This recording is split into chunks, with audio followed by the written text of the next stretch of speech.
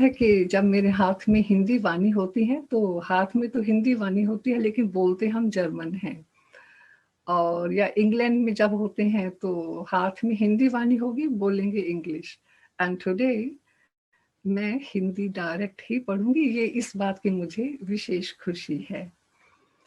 तो बाबा के जो डायरेक्ट महावाक्य हैं और उनको जैसे है डायरेक्ट वैसा ही सुनाना, इसकी मुझे विशेष खुशी हो रही है।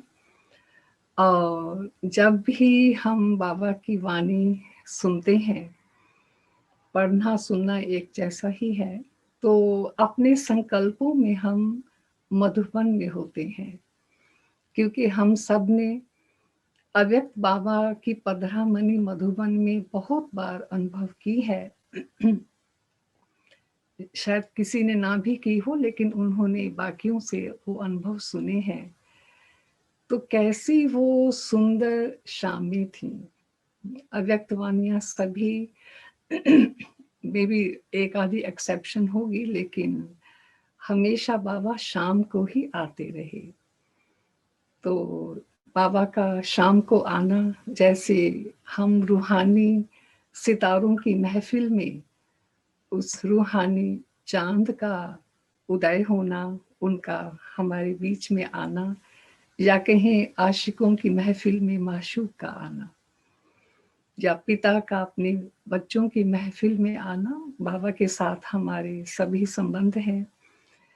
तो कैसे बाबा आते थे, शाम ढल के रातें, कितनी शामें हमने रात में ढलती हुई देखी।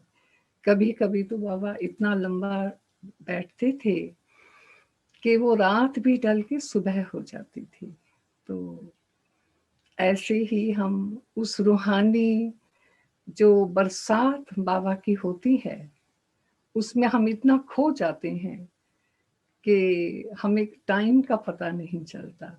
देखा जाए तो ब्राह्मण जीवन है ही ऐसा कि हम एक टक बाबा को ही अपने मन से देखते रहते हैं, और कैसे साल बीत जाते हैं, जिंदगी की भी सुबह से शाम हो जाती है, और हम उसी रूहानी खुशी में, खुमारी में रहते हैं। तो जब हम बाबा के महावाक्य सुनते हैं, तो ना सिर्फ हम उनके शब्दों को सुनते हैं, लेकिन वो जो एक रूहानी खुमारी, वो जो रूहानी नशा, वो बेहद का न्यारापन, एक खुमारी भी और न्यारापन भी, ये जो बाबा की आंखों में हमने देखा है, तो वो भी जैसे हम अपनी निगाह से बाबा की निगाहें देखते हैं, वो रूहानी जो अमृत है, ये जो रूहानी नशा, और उतना ही न्यारापन जो हमने बाबा की आंखों से देखा है, वो हम देखते देखते हम भी उसी स्थिति में आ जाते हैं। तो शब्द सुन रहे हैं, बाबा की निगाहों को देख रहे हैं, और बाबा जब भी वाणी सुनाते थे तो कितना उनके चेहरे पर एक हमेशा एक इलाही, एक रूहानी मुस्कुराहट रहती थी।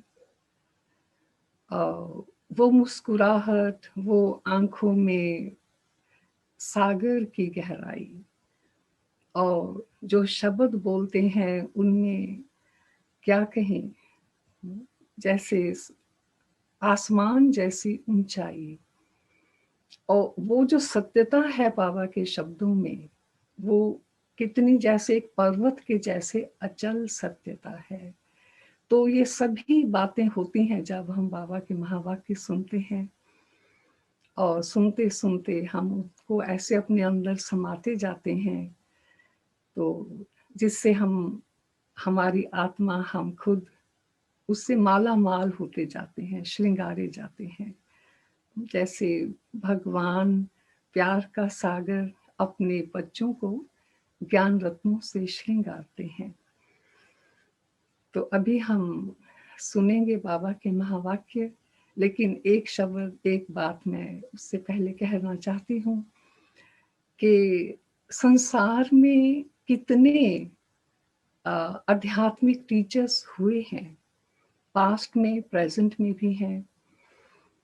कोई भी एक भी ऐसा आध्यात्मिक स्पीकर, आध्यात्मिक टीचर नहीं है जो कि फ्री हैंड बोलता हो, और जो वो फ्री हैंड बोल रहा है उसको आप प्रिंट कर सकते हैं, means it is grammatically 100% correct.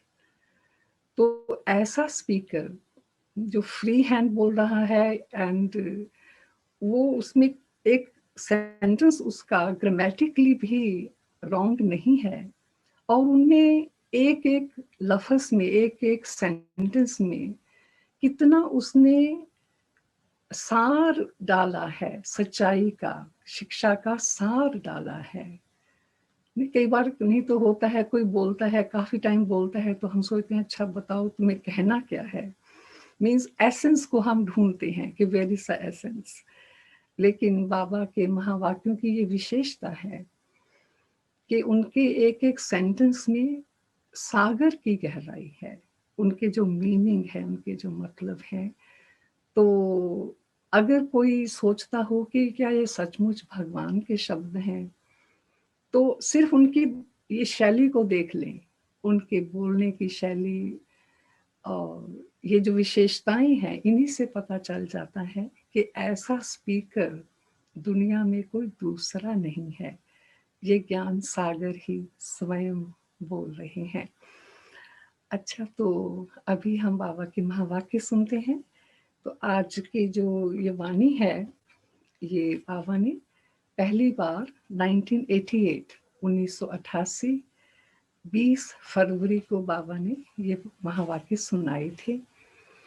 और जैसे हम जानते हैं फरवरी मार्च ये विदेशियों का सीजन होता है, तो ये जब बाबा वाणी सुना रहे थे तो उस टाइम भी बाबा के सामने विदेशी बच्चे बैठे थे। तो उनको ध्यान में रखते हुए, लेकिन सभी के लिए बाबा ने ये महावाक्य उच्चारे हैं, तो इनको अभी हम सुनते हैं। तो ऊपर का टाइटल है तन मन की थकावट मिटाने का साधन, शक्तिशाली याद। तो बाबा कहते हैं, आज परदेसी बाप अपने अनादि देशवासी और आदि देशवासी सेवा अर्थ सभी विदेशी ऐसे बच्चों से मिलने के लिए आए हैं। बाप दादा जानते हैं कि यही मेरे सिकी लधे लाडले बच्चे हैं।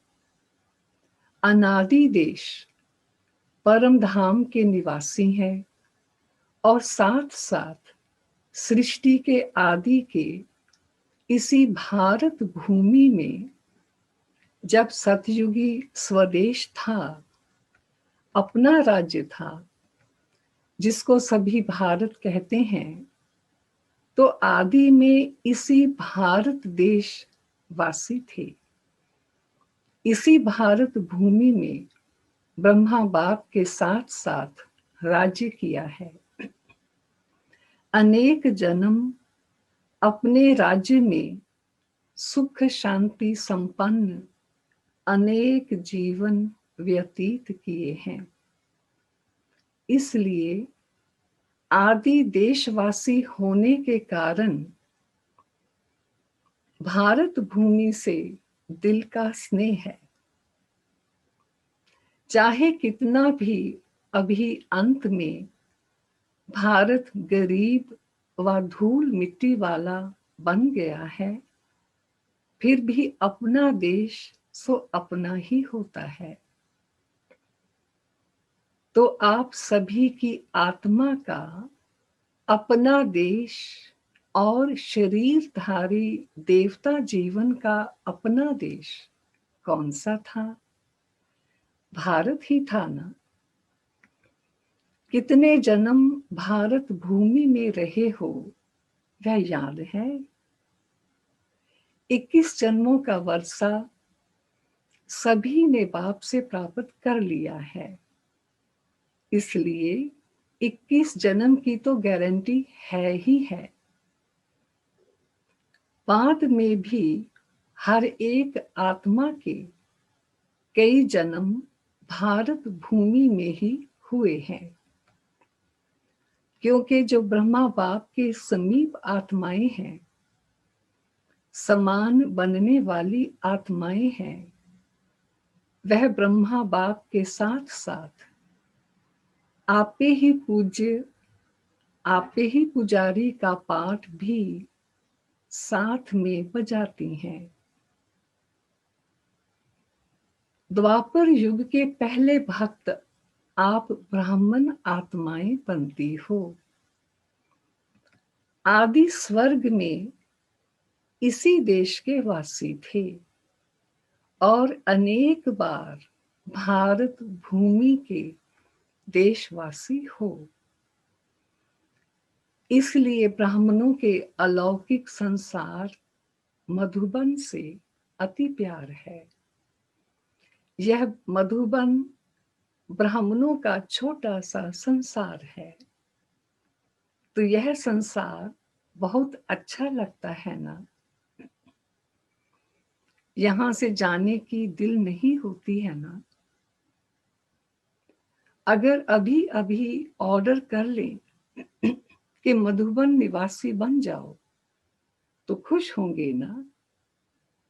व यह संकल्प आएगा कि सेवा कौन करेगा।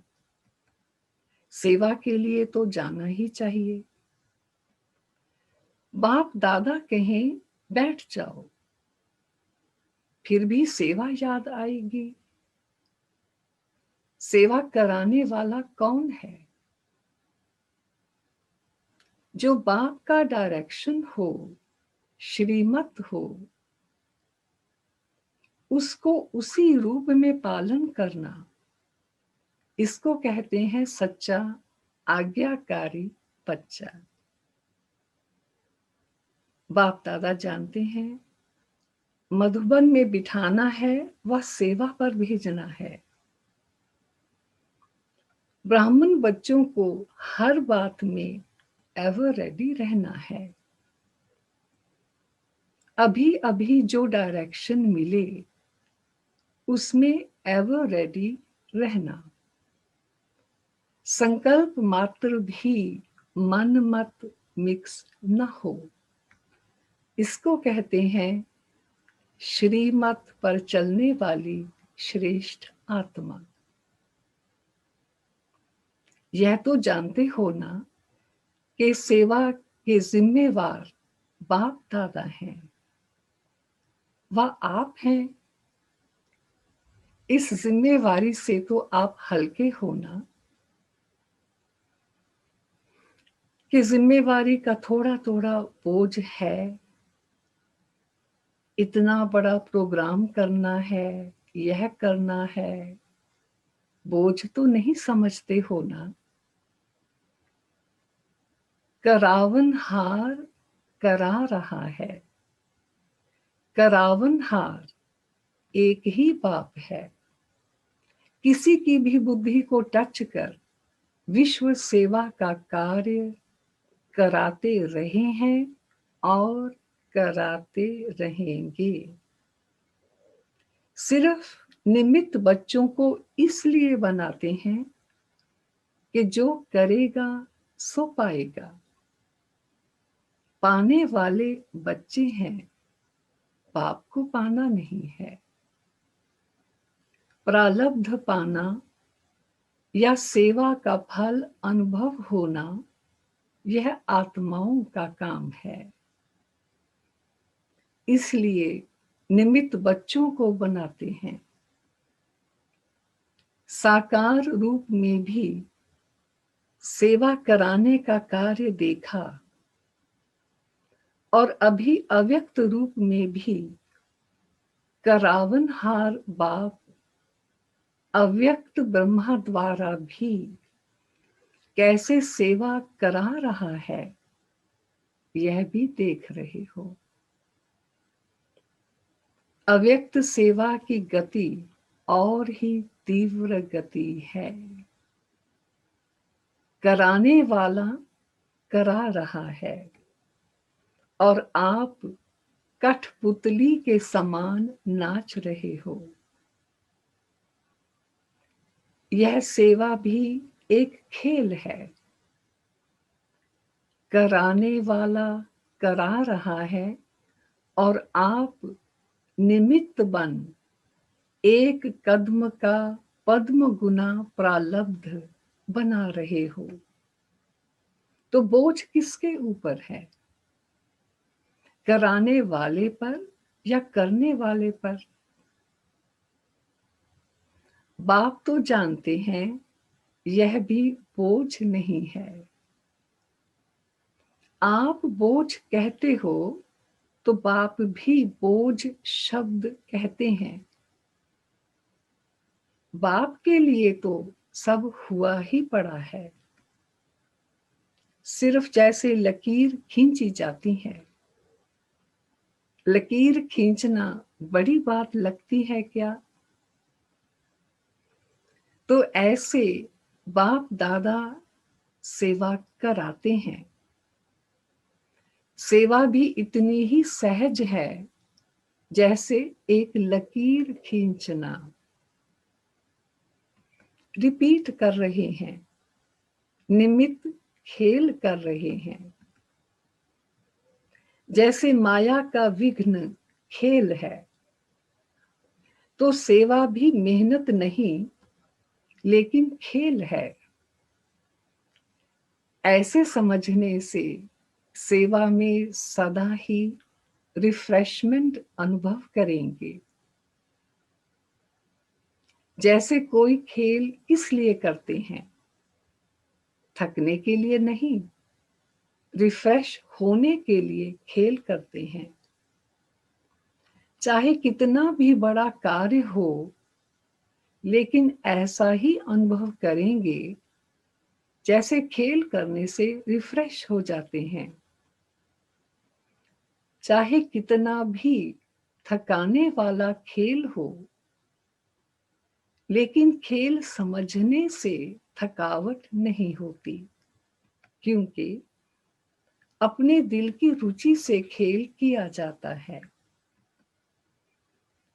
चाहे खेल में कितना भी हार्ड वर्क करना पड़े, लेकिन वह भी मनोरंजन लगता है, क्योंकि अपनी दिल से करते हो।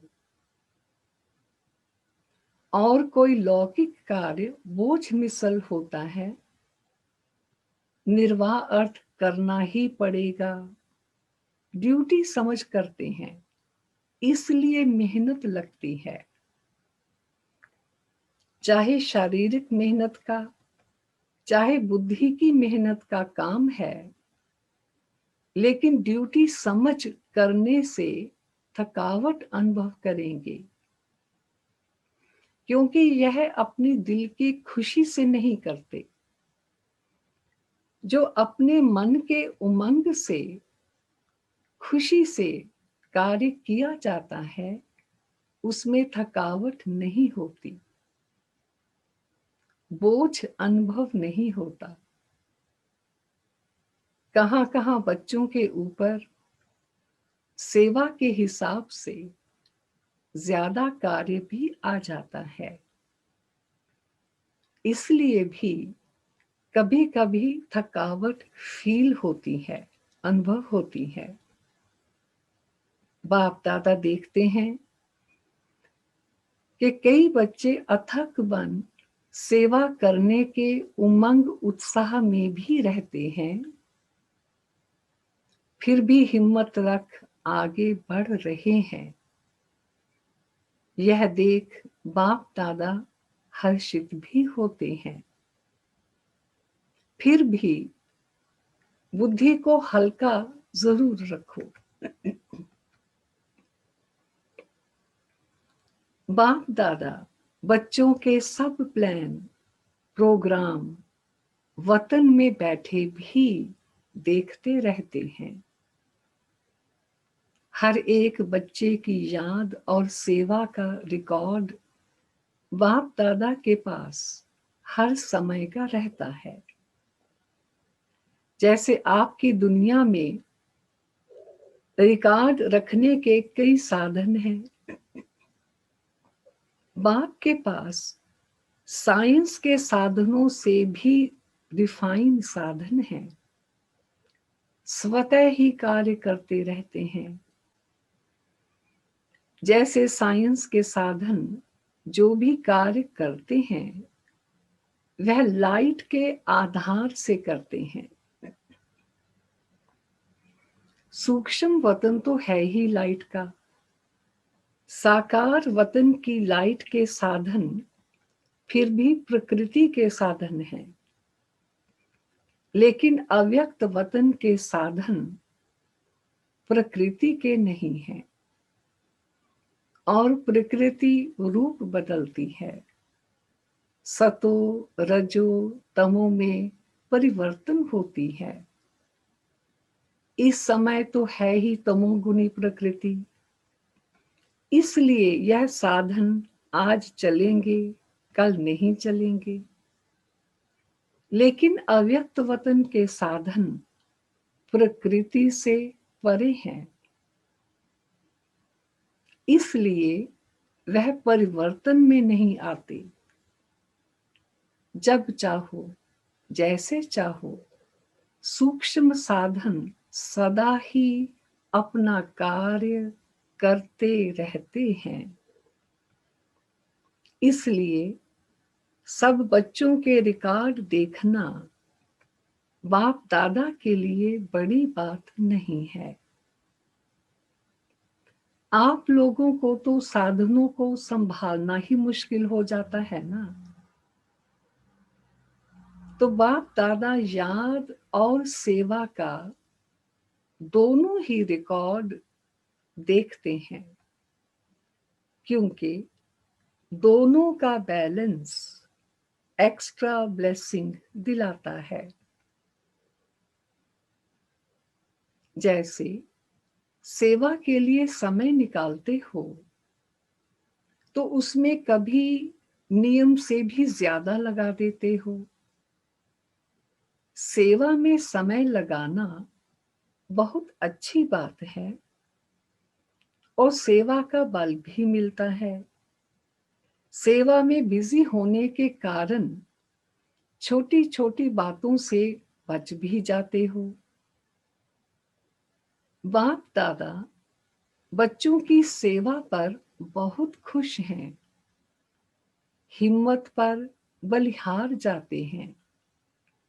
लेकिन जो सेवा याद में उन्नति में थोड़ा भी रुकावट करने के निमित्त होती है, तो ऐसी सेवा के समय को कम करना चाहिए।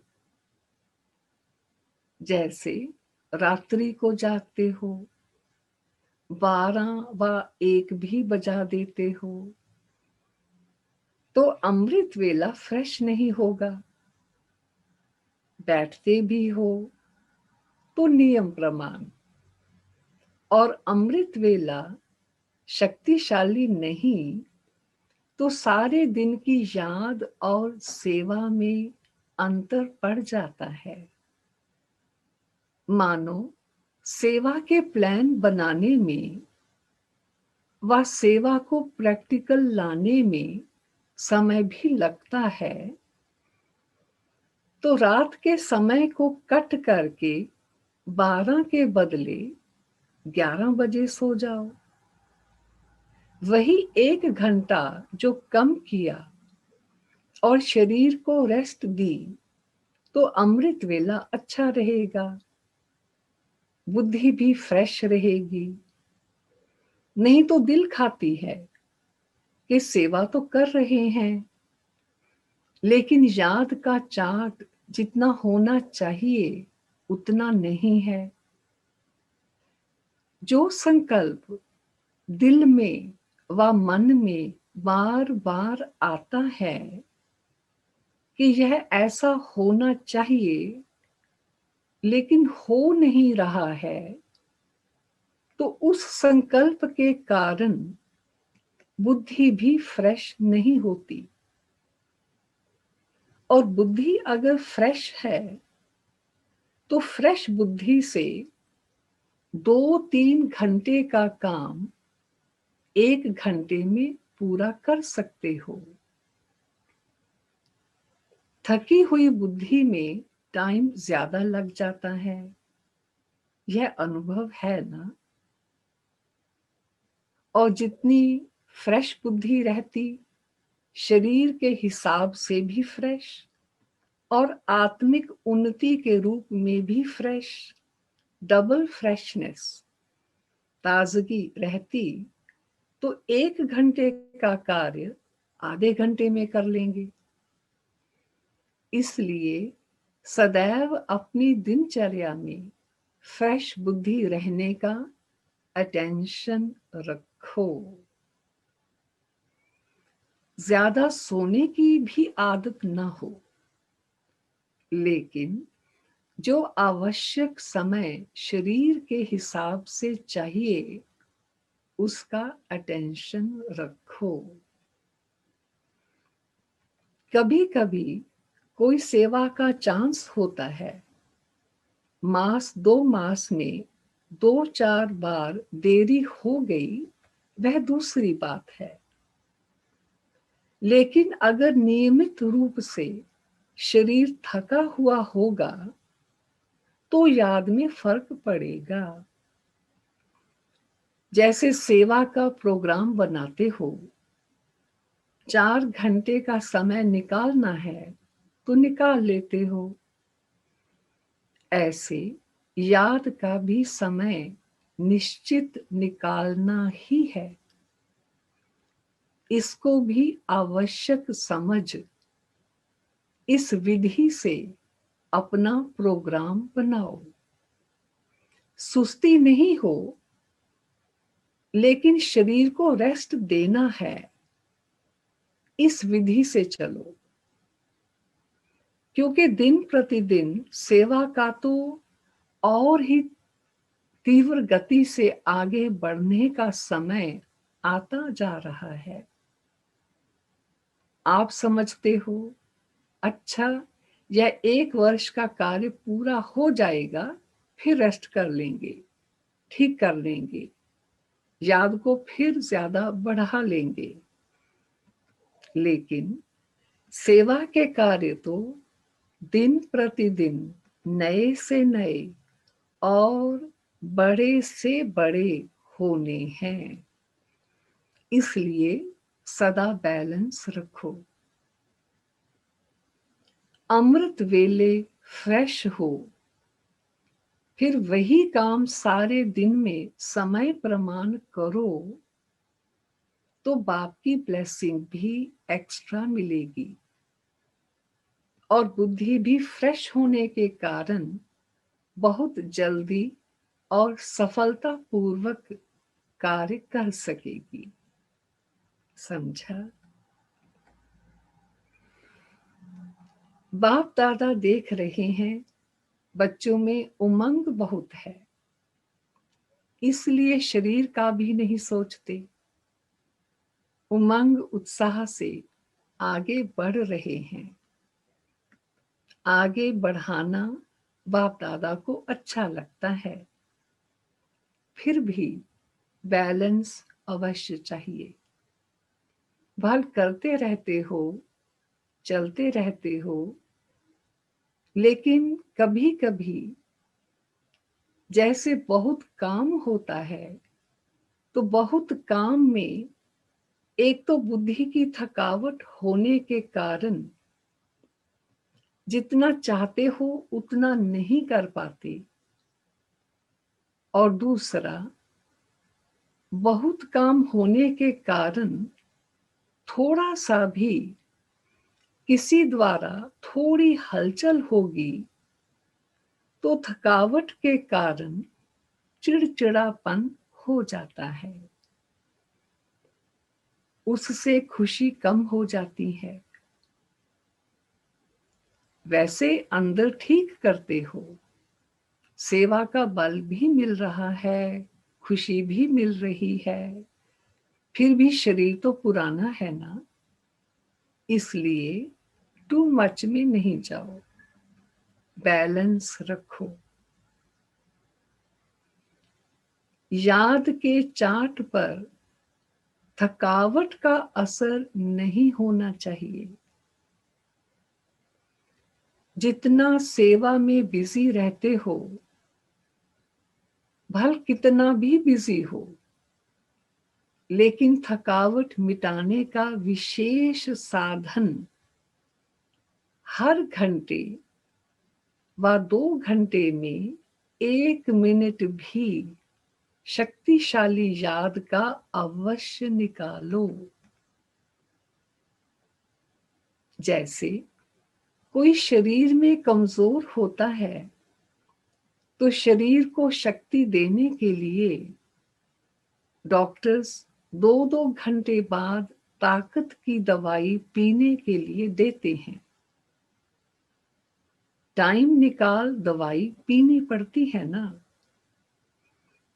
तो बीच बीच में 1 मिनट भी अगर शक्तिशाली याद का निकालो, तो उसमें ए बी सी सब विटामिन्स आ जाएंगे। सुनाया था ना कि शक्तिशाली याद सदा क्यों नहीं रहती।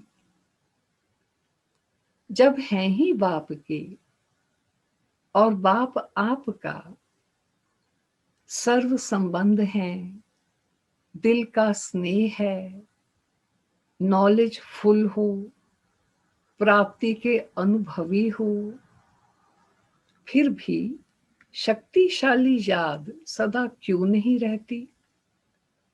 उसका कारण क्या? अपनी याद का लिंक नहीं रखते हो। लिंक टूटता है, इसलिए फिर जोड़ने में समय भी लगता है, मेहनत भी लगती है, और शक्तिशाली के बजाय कमजोर हो जाते हो। विस्मृति तो हो नहीं सकती, याद रहती है, लेकिन सदा शक्तिशाली याद स्वतः रहे, उसके लिए यह लिंक टूटना नहीं चाहिए। हर समय बुद्धि में याद का लिंक जुटा रहे, उसकी विधि यह है। माने शक्तिशाली रहने की विधि यह है।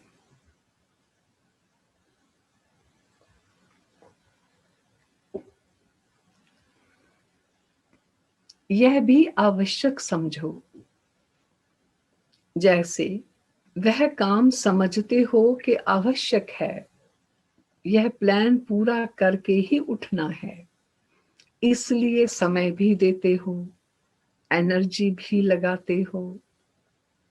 वैसे यह भी आवश्यक है, मीन्स अपने को शक्तिशाली स्थिति में रखना, यह भी आवश्यक है। इनको पीछे नहीं करो कि पहले यह काम पूरा करके फिर याद कर लेंगे, नहीं। इसका समय अपने प्रोग्राम में पहले ऐड करो। जैसे सेवा के प्लान के लिए 2 घंटे का टाइम फिक्स करते हो, चाहे मीटिंग करते हो, चाहे प्रैक्टिकल करते हो, तो 2 घंटे के साथ साथ यह भी, मीन्स ये लिंक जोड़ना, यह भी बीच बीच में करना ही है, यह ऐड करो। जो 1 घंटे में प्लान बनाएंगे वह आधे घंटे में हो जाएगा, करके देखो। आपे ही फ्रेशनेस से 2 बजे आंख खुलती है, वह दूसरी बात है। आज मैं भी 1:30 बजे उठी थी और सोचा था कि 2 तो डेफिनेट उठ जाना है, तो बाबा कह रहे हैं आप पे ही फ्रेशनेस से 2 बजे आंख खुलती है, वह दूसरी बात है, लेकिन कार्य के कारण जागना पड़ता है तो उसका इफेक्ट, प्रभाव शरीर पर आता है। इसलिए बैलेंस के ऊपर सदा अटेंशन रखो, है ना, सेवा और स्वस्थिति, इनका बैलेंस। बाप दादा तो बच्चों को इतना बिजी देख यही सोचते हैं कि इन्हों के माथे की मालिश होनी चाहिए, लेकिन समय निकालेंगे तो वतन में बाप दादा मालिश भी कर देंगे, वह भी अलौकिक होगी, ऐसे लौकिक मालिश थोड़ी ही होगी। एकदम फ्रेश हो जाएंगे। 1 सेकंड भी शक्तिशाली याद तन और मन दोनों को फ्रेश कर देती है। बाप के वतन में आ जाओ, जो संकल्प करेंगे वह पूरा हो जाएगा। चाहे शरीर की थकावट हो, चाहे दिमाग की, चाहे स्थिति की थकावट हो, बाप तो आए ही हैं थकावट उतारने। आज डबल विदेशियों से पर्सनल रूह रिहान कर रहे हैं। बहुत अच्छी सेवा की है और करते ही रहना है। सेवा बढ़ना यह ड्रामा अनुसार बना हुआ ही है। कितना भी आप सोचो अभी तो बहुत हो गया, लेकिन ड्रामा की भावी बनी हुई है, इसलिए सेवा के प्लान्स निकलने ही हैं और आप सबको निमित्त बन करने ही हैं।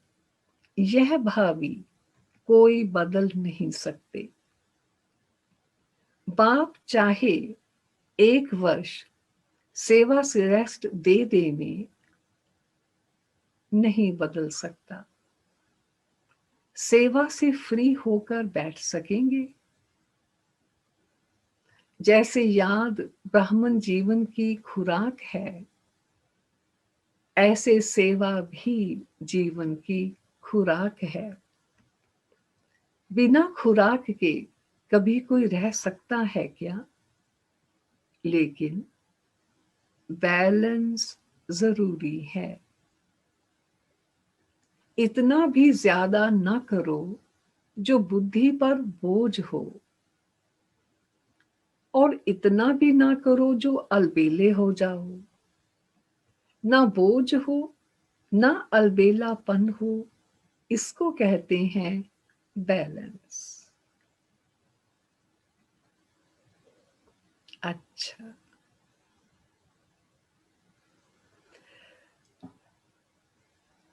सदा याद और सेवा के बैलेंस द्वारा बाप की ब्लेसिंग के अधिकारी, सदा बाप के समान डबल लाइट रहने वाले,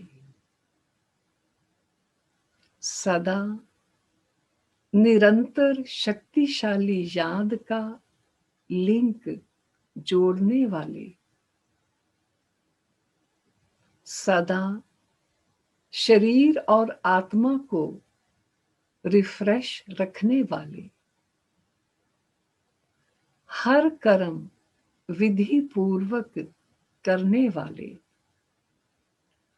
सदा श्रेष्ठ स्थिति द्वारा सिद्धि प्राप्त करने वाले,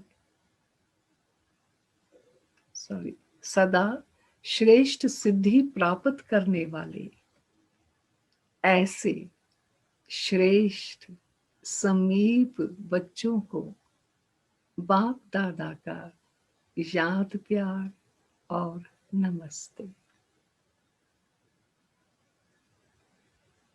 तो हम सब बच्चों की बाप दादा को नमस्ते। हम सभी ने, जिन्होंने अव्यक्त बाबा को मधुबन में अव्यक्त वाणियां सुनाते हुए देखा है, तो जरूर हम सब ने यह भी नोट किया होगा कि जब भी बाबा वाणी के अंत में याद प्यार और नमस्ते कहते थे, जब भी बाबा नमस्ते कहते थे, तो हमेशा बाबा निगाह झुकाकर, जैसे थोड़ा अपने सिर को भी झुका के नमस्ते कहते थे। इतनी बड़ी हस्ती और कितना निर्माणपन, देखने वाला तो वहीं क्या कहें, कुर्बान हो जाए इस ऊंचाई और इस नम्रता के संगम को देखकर। तो हमेशा मैं नोट करती थी कि जब बाबा ये लास्ट याद प्यार देते हैं, वो नमस्ते बाबा का कहना और वो आंखें झुकाकर, थोड़ा सिर झुका के नमस्ते कहना, आप तो वहीं कुर्बान हो जाते हैं। कितना अच्छा है कि भगवान खुद आकर महावाक्य सुनाते हैं। अगर वो कहते ठीक है मैं ऊपर से ही किताब नीचे फेंक देता हूँ, पढ़ लेना, नहीं, तो उनका खुद का आना, सिर्फ महावाक्य ही नहीं सुनाते, वो अपना जो उनका जो पूरा कैरेक्टर है, उनकी जो वो क्या कहें, वो जो रॉयल्टी है, वो जो संपूर्णता के भी हजारों चांद से भी ज्यादा चमकने वाली वो जो उनकी जो स्थिति है, जो हमारे आगे वो प्रत्यक्ष करते हैं। माना अप्रत्यक्ष तो बहुत ज्यादा है, लेकिन हमको जो दिखाते हैं, इसको देखने से ही इंसान मानुष से देव बन जाता है। तो ये हमारा सौभाग्य है कि भगवान खुद आकर हमें महावाक्य सुनाते हैं।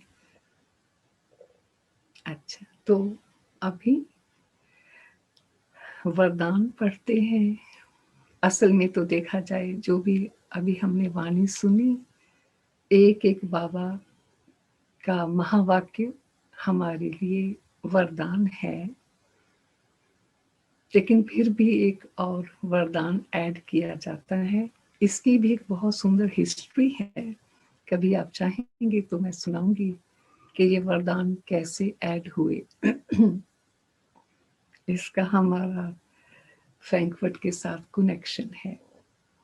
अच्छा, तो आज का एक्स्ट्रा वरदान, सारी वाणी वरदान है लेकिन अभी एक एक्स्ट्रा। श्रेष्ठ तकदीर की स्मृति द्वारा अपने समर्थ स्वरूप में रहने वाले सूर्यवंशी पद के अधिकारी भव।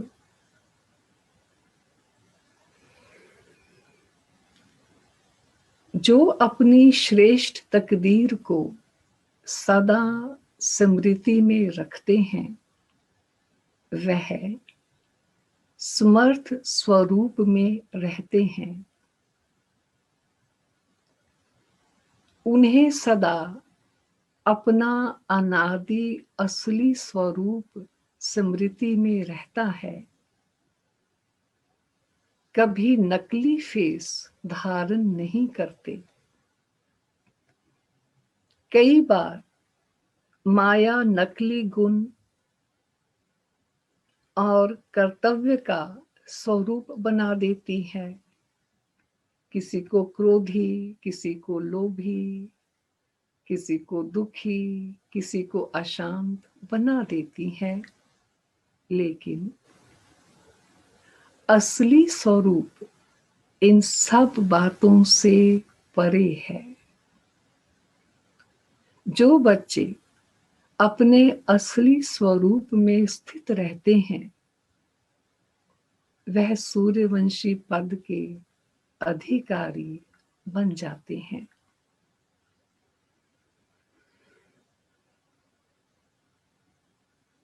तो आज का स्लोगन है, सर्व पर रहम करने वाले बनो, तो अहम और वहम समाप्त हो जाएगा। ओम शांति।